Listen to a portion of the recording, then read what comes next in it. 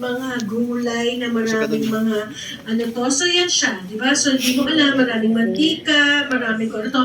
Kinakain nila baboy. Ano ba kinakain ng baboy? Kanin baboy, sira.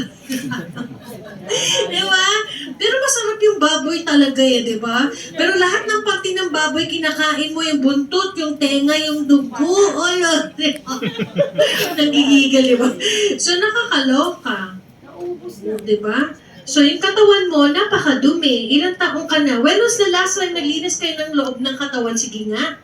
Ay, naku, Miss Bing, nung naglaba ko ng isang beses, sayang yung sabon, ininom ko. Diba?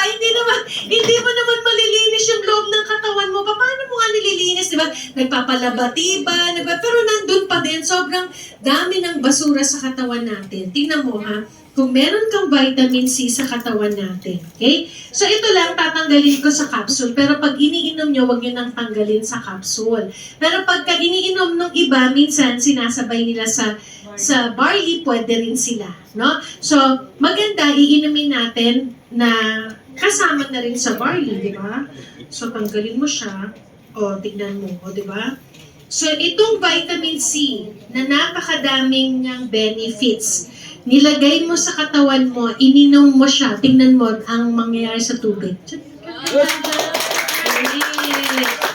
diba? Tapos hindi ka iinom ng vitamin C, ang dami-dami mga basura. O, diba? So, kung meron kang vitamin C sa katawan, pagpasok ng mga basura, mga bacteria, fungus, viruses, makakalaban siya. Okay? So, visual lang ito, ha? Huwag niyong tanungin sa akin, Miss Bing, ilang betadine nang iinumin bago ko malinis yung katawan ko? Halang hindi ka nakinig, ha? O, diba? Yan siya. No, napakaganda ng ating vitamin C. Again, araw-araw ang vitamin C. Okay. Visual ulit. Diba? Sabi ko, iinom ng tubig, wag distilled water kasi yung distilled is patay na tubig, no? So, alkaline is yung best na water. Okay. So, ito, distilled water to. Inanon nyo tong pangalan, di ba? Pangalan yan. Okay, so distilled. So, pero minsan napapainom ka ng distilled water kasi, di ba? So, meron akong, itong charger. Okay? So, kung meron, ito, bulb energy tester. Again, lang, visual. So, sinaksak natin, may, meron siyang ilaw.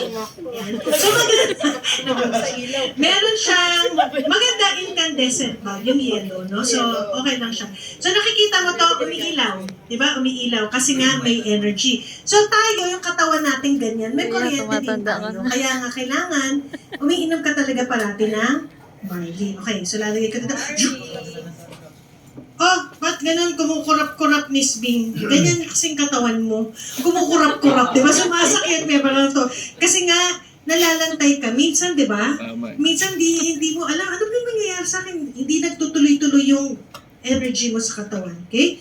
Kasi nga, patay ang inyong katawan. Okay? Ito, sayang naman, isang ganito. Isang ganito ginagamit nyo, dapat capsule lang. Kalahati? Nasaan na yung kalahati nung dati? Iinom mo, no? Iinumin natin. So, ito yung 3 grams. No? So, pwede naman konti lang or isang capsule. Pero this time, lalagyan natin para again visuals. No? Diba? Sabi ko, ang daming sinabi ni Miss Bing. Diba? May vitamins, may minerals. So, every time na ginagamit mo to, okay, iniinom mo siya. Actually, pwede naman konti lang. Di ba? So, kanina, patay-patay yung, di ba? Papatay-patay yung, sige na nga, musin na natin. Oops. Ako minsan, pag nagtitimpla ako, ganyan siya. Tapos, I let it, yung baba, no? Para wag nyo na siyang kutsurahin or i-stir mo lang siyang ganyan.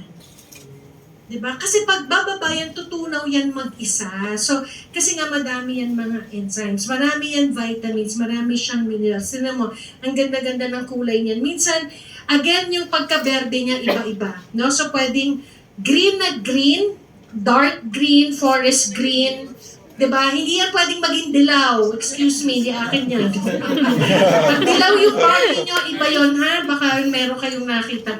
So ito, napaka ano to, kasi iba nga may flavoring, ano. So tayo talaga sobrang organic, sobrang puro. Tapos lagyan mo na lang siya ng tubig, no? Hindi ito iniinom ng mainit, no? Ano lang, ordinary water. O kaya yung tubig sa ref na medyo malamig, no? So, tsaka mo siya inumin, namnamin, inamin ko. Tapos, alam mo, minsan, minsan sa bibig, kasi yung bibig natin or yung tongue natin, marami siyang maliliit na veins. So, pagka doon pa lang sa veins niya, di ba? So, imagine mo, binibigyan mo na siya ng maraming vitamins, minerals, na every time, imagine mo pagpasok niyan sa katawan. So, ino-nourish niya lahat. Diba? Kaya nga minsan tinitipid natin. Sabi ko, magtipid ka na sa ibang bagay, pero dito wag. No? So, always drink the barley. Masarap. Inumos. Tapos pwede mo pang i-gargle. Inumos. Then siya, okay.